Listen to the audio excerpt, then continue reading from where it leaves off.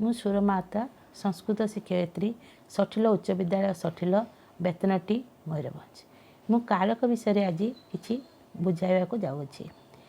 ବାକ୍ୟର ଶୁଦ୍ଧତା ପାଇଁ ବ୍ୟାକରଣର ଯେପରି ଆବଶ୍ୟକ ଠିକ୍ ସେହିପରି ବ୍ୟାକରଣର ଶୁଦ୍ଧତା ପାଇଁ କାରକର ଆବଶ୍ୟକ ରହିଛି। କାରକର ଅର୍ଥ କରିବା, କରାଇବା, ସମ୍ପାଦନ କରିବା ଇତ୍ୟାଦି। କର୍ତ୍ତା ଦ୍ୱାରା ଏହାକୁ ସମ୍ପାଦିତ ହୋଇଥାଏ।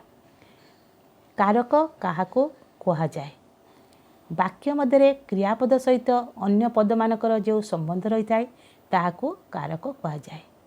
ଏହି କାରକ 6 ପ୍ରକାରର: କର୍ତ୍ତା କାରକ, କର୍ମକାରକ, କରଣ କାରକ, ସମ୍ପ୍ରଦାନ କାରକ, ଅପାଦାନ କାରକ ଓ ଅଧିକରଣ କାରକ। କର୍ତ୍ତା କାରକ କ୍ରିୟା ଯିଏ ସମ୍ପାଦନ କରେ, କରାଏ ଅଥବା ଯାହା ସମ୍ବନ୍ଧରେ କୌଣସି କ୍ରିୟା କୁହାଯାଏ ତାହା କର୍ତ୍ତା କାରକ। ଏହି କର୍ତ୍ତା କାରକରେ ପ୍ରଥମା ବିଭକ୍ତି ହୋଇଥାଏ। ଯଥା ରାମ ଯାଉଅଛି। ଏଠାରେ ରାମ ଯାଉଅଛି କ୍ରିୟାକୁ ସମ୍ପାଦନ କରିଥିବାରୁ ରାମ ପାଖରେ ପ୍ରଥମା ବିଭକ୍ତି ହୋଇଅଛି। ଏହା ରାମକୁ କର୍ତ୍ତା କାରକ କୁହାଯାଏ। ସେହିପରି ଦ୍ୱିତୀୟରେ କର୍ମକାରକ।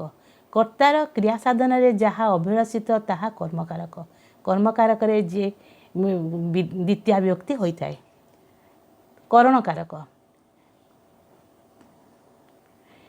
ଯାହା ସାହାଯ୍ୟରେ କ୍ରିୟା ସାଧିତ ହୁଏ ତାହା କରଣ କାରକ ହୁଏ। କରଣ କାରକରେ ତୃତୀୟା ବିଭକ୍ତି ହୁଏ।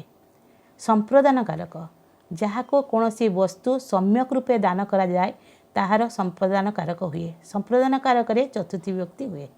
ଅପାଦାନ କାରକ କ୍ରିୟା ଦ୍ୱାରା ଗୋଟିଏ ବସ୍ତୁ ଅନ୍ୟ ବସ୍ତୁଠାରୁ ବିଚ୍ଛିନ୍ନ ହେବା ଜଣାଗଲେ ଯେଉଁ ବସ୍ତୁଠାରୁ ବିଚ୍ଛିନ୍ନ ହୁଏ ତାହା ଅପାଦାନ କାରକ ହୋଇଥାଏ। ଅପାଦାନ କାରକରେ ପଞ୍ଚମୀ ବିଭକ୍ତି ହୁଏ।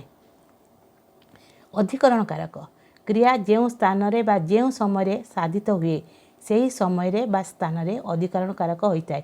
ଅଧିକରଣ କାରକରେ ସପ୍ତମୀ ବିଭକ୍ତି ହୁଏ। ଏହି ସମସ୍ତ ସଂଯୋଗରେ ମୁଁ ଗୋଟିଏ ଉଦାହରଣ ମାଧ୍ୟମରେ ବୁଝାଉଅଛି। ରାଜା ପ୍ରଭାତରେ ଭିକ୍ଷୁକମାନଙ୍କୁ ରାଜକୋଷରୁ ସ୍ୱହସ୍ତରେ ଗାଈଗୁଡ଼ିକୁ ଦାନ କଲେ।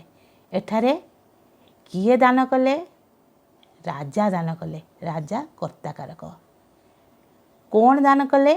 ଗାଈଗୁଡ଼ିକୁ ଦାନ କଲେ। ଗାଈଗୁଡ଼ିକ ହେଉଛି କର୍ମକାରକ। କେଉଁଥିରେ ଦାନ କଲେ? ସ୍ୱହସ୍ତରେ ଦାନ କଲେ। ସ୍ୱହସ୍ତରେ କରଣ କାରକ। କାହାକୁ ଦାନ କଲେ? ଭିକ୍ଷୁକମାନଙ୍କୁ ଦାନ କଲେ। ଭିକ୍ଷୁକମାନଙ୍କୁ ସମ୍ପ୍ରଦାନ କାରକ। କେଉଁଠାରୁ ଦାନ କଲେ? ରାଜକୋଷରୁ ଦାନ କଲେ। ରାଜକୋଷ ହେଉଛି ଅପାଦାନ କାରକ। କେଉଁ ସମୟରେ ଦାନ କଲେ? ପ୍ରଭାତରେ ଦାନ କଲେ। ପ୍ରଭାତ ହେଉଛି ଅଧିକରଣ କାରକ। ଧନ୍ୟବାଦ।